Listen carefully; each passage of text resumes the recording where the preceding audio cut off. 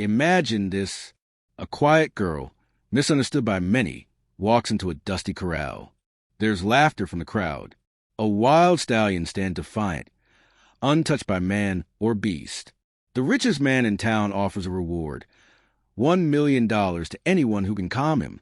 They've tried trainers, experts, whisperers. None have succeeded. Then she steps forward. If you're watching this unfold on your screen right now, pause for just a moment. Close your eyes. Picture the scene and ask yourself, can silence speak louder than strength? Can stillness tame chaos? If you found yourself captivated by that moment, hit the subscribe button, drop a comment below, and let us know, what did you feel when she stepped into the ring? Now let the story begin. In the rolling hills of a small Texas town called Riverside Hollow, where the wind carried stories and the sun painted golden hues across wide open fields, there was a ranch unlike any other. It belonged to a wealthy businessman named Mr. Harlan Cross, a man known more for his ego than his generosity. His ranch wasn't just a place for horses. It was a stage, a spectacle, and today it was buzzing with excitement. Reporters hovered like bees, cameras flashing, microphones raised high. Celebrities lounged under shaded tents, sipping chilled lemonade while murmurs spread like wildfire. The reason? Mr. Cross had made a bold challenge. $1 million, he declared, standing tall on a wooden platform. To anyone at all, who can calm my horse. That horse was Stormbreaker, a magnificent black stallion with muscles rippling beneath his coat, eyes full of fire and fury. He'd bucked off every rider, bitten through ropes, and thrown even the most seasoned trainers clean off his back. To Mr. Cross, Stormbreaker was untamable. To everyone else, he was terrifying. To one quiet girl, he was something else entirely. From the edge of the crowd near a worn white fence stood a small figure, barely 10 years old. Her name was Ella. She didn't speak often. She wore noise-canceling headphones and held a notebook close to her chest like a shield. Around her, people laughed, shouted, snapped photos. But Ella didn't flinch. She didn't look away. Her eyes locked onto Stormbreaker, not with fear, not with awe, with understanding. Someone whispered, "Who is that?" Another voice replied, "She doesn't talk much. She's different." Mr. Cross overheard. His lips curled into a smirk. "Well then," he said, waving toward Ella with mock grandeur, "let the little one try. What harm could it do?" The crowd chuckled. Some laughed out loud. But Ella didn't hear them. She heard only the wind and the rhythm of her own heartbeat. Her mother, Mrs. Delaney, looked down at her daughter. "You want to go closer?" she asked softly. Ella nodded once. Firmly, Mrs. Delaney hesitated. Crowds were hard for Ella, too noisy, too chaotic. But there was something in her daughter's eyes. Something steady. Sure. So, hand in hand, they walked forward.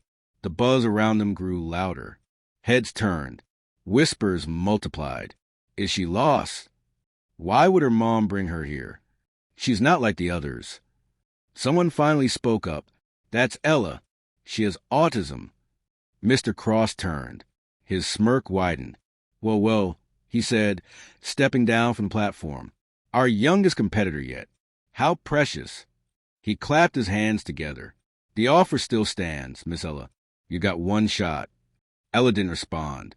She didn't need to. She simply stepped through the gate that led into the corral. It creaked behind her like a whisper.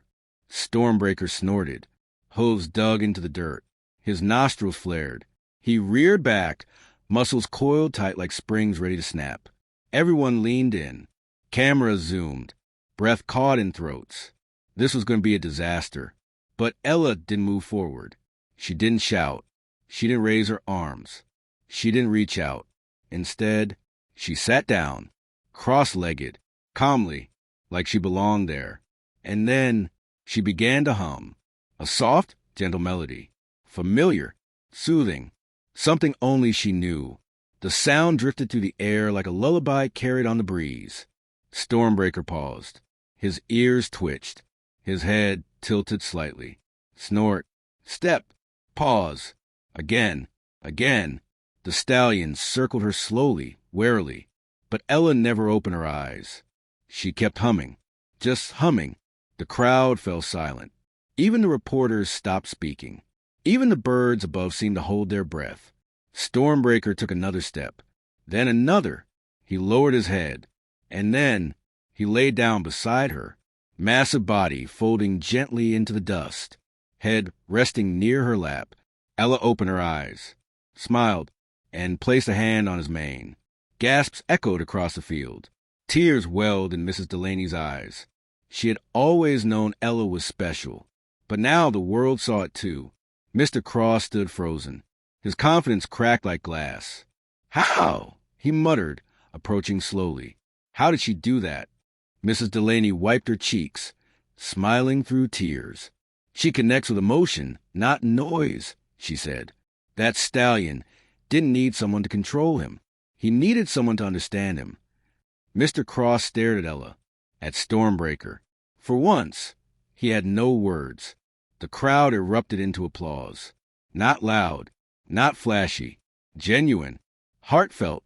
Later that evening, as the sun dipped low and painted the sky in warm oranges and purples, Mr. Cross stood alone outside the stables. Stormbreaker was inside, now calm, now gentle. He turned to Mrs. Delaney. "I meant what I said. $1 million. She shook her head. "We don't want the money." He blinked. "What do you want, then?" She smiled. "A place for kids like Ella, where they can connect. Heal. Be safe." Mr. Cross thought for a long time, and then he nodded. Weeks passed.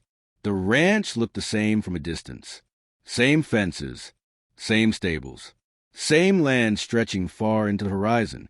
But something had changed. A new sign now stood proudly at the entrance. Ella's Haven, equine therapy for special hearts. Children arrived, some shy, some anxious, some with minds full of thoughts they couldn't always share. They came to meet horses, to ride, to bond, to heal. And at the center of it all was Ella. She rode Stormbreaker now, guiding him with the lightest touch, the softest word. He followed her like a shadow. People came from miles away just to see the miracle unfold. And Mr. Cross? He watched from the sidelines, arms crossed, smile soft. He built something bigger than wealth. He built compassion. Legacy. If you're watching the story unfold before your eyes, take a moment. Think about how often we overlook those who are quiet, those who think differently, those who feel deeply but speak rarely. Because sometimes the loudest truths come from the softest places. Sometimes strength isn't a roar, it's a hum. Sometimes the ones we least expect change everything. So, if you felt something while reading this story, hit that subscribe button. Drop a comment below. Let us know, have you ever met someone like Ella? Did they change your life in ways you didn't expect? Thank you for watching. Thank you for listening. And remember, sometimes the ones we overlook carry the deepest power. The power to heal, to understand, to love without words.